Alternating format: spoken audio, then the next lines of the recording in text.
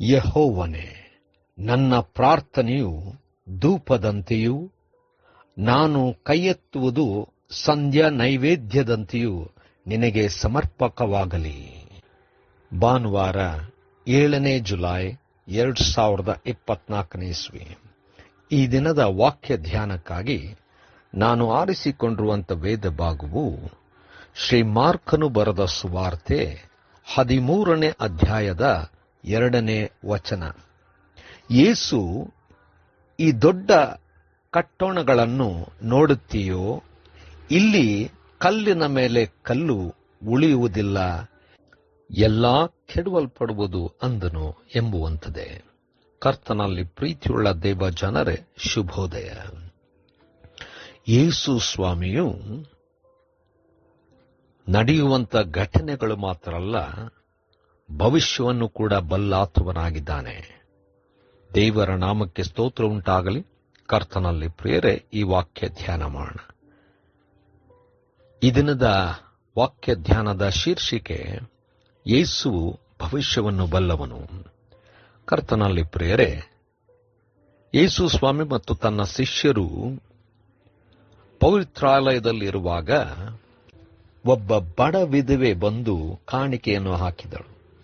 ಅದನ್ನು ನೋಡಿದಂಥ ಯೇಸುವು, ಅನೇಕರಲ್ಲಿ ನೀವುಗಳು ಇರುವಂಥದ್ದಲ್ಲಿ, ಅಂದರೆ ನಿಮಗೆ ಹೆಚ್ಚಾದಂಥವುಗಳನ್ನು ಕಾಣಿಕೆಯಾಗಿ ಸಮರ್ಪಿಸುವಿರಿ, ಆಕೆಯಾದರೂ ಏನೂ ಇಲ್ಲದಿದ್ದಾಗಲೂ ತನ್ನಲ್ಲಿರ್ತಕ್ಕಂಥ ಎಲ್ಲವನ್ನು ಹಾಕಿದ್ದಾಳೆ ಎಂಬುದಾಗಿ, ಇದೇ ದೊಡ್ಡದಾದಂಥ ಕಾಣಿಕೆ ಎಂಬುದಾಗಿ ಗುರುತಿಸಿದನು.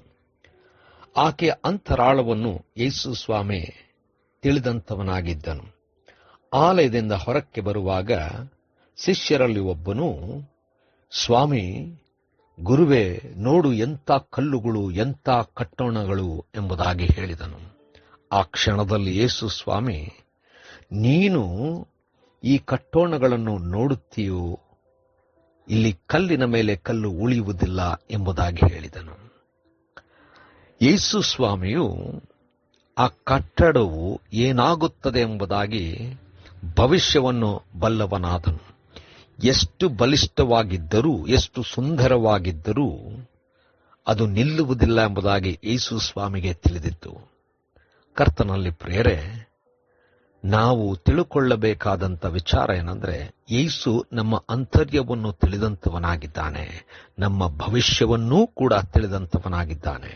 ನಾವು ಎಷ್ಟು ಬೆಳೆದರೂ, ಎಂಥ ಸ್ಥಾನಮಾನಗಳಲ್ಲಿದ್ದರೂ, ಎಷ್ಟು ಸಿರಿತನ ನಮಗಿದ್ದರೂ, ಈ ಲೋಕದ ಜನರೆಲ್ಲರೂ ನಮ್ಮನ್ನು ಯಾವ ರೀತಿಯಲ್ಲಿ ನೋಡಿದ್ದರೂ, ನಮ್ಮ ಸ್ವಾಮಿ ನಮ್ಮ ಭವಿಷ್ಯವನ್ನು ಬಲ್ಲವನಾಗಿದ್ದಾನೆ. ನಮ್ಮ ಭವಿಷ್ಯವು ಸುಂದರವಾದಂಥ ಕಟ್ಟಡಗಳು ಕೆಡವಿ ಹಾಕಲ್ಪಡುವಂಥ ಸ್ಥಿತಿಗೆ ಹೋಗದೆ, ನಾವು ದೇವರಿಗೆ ಯಥಾರ್ಥವಾಗಿ, ದೇವರ ಮಹಿಮೆಗೋಸ್ಕರವಾಗಿ ಜೀವಿಸುವಾಗ ನಮ್ಮ ಭವಿಷ್ಯವು ನಿಲ್ಲುವಂಥದ್ದು, ಆಶೀರ್ವಾದದಿಂದ ತುಂಬಿರುವಂಥದ್ದಾಗಿರಬೇಕು. ನಂಬುತ್ತಾ ದೇವರನ್ನು ಮಹಿಮೆ ಪಡಿಸೋಣ. ಕರ್ತನೇ, ದಯಾಮಯ ಸ್ವಾಮಿಯ ಕೃಪಾ ಸಂಪೂರ್ಣನಾದ ದೇವರೇ, ನಿನ್ನ ಕಾರ್ಯವನ್ನು ಮಾಡಲಿಕ್ಕೆ ಬಲವನ್ನು ಅನುಗ್ರಹಿಸಿಕೊಡು. ಮಹಿಮೆ ನಿನಗಾಗಲಿ. ಯೇಸುವಿನ ನಾಮದಲ್ಲಿ ಪ್ರಾರ್ಥನೆ ಬೇಡಿದೆವು ತಂದೆಯೇ, ಆಮೆನ್.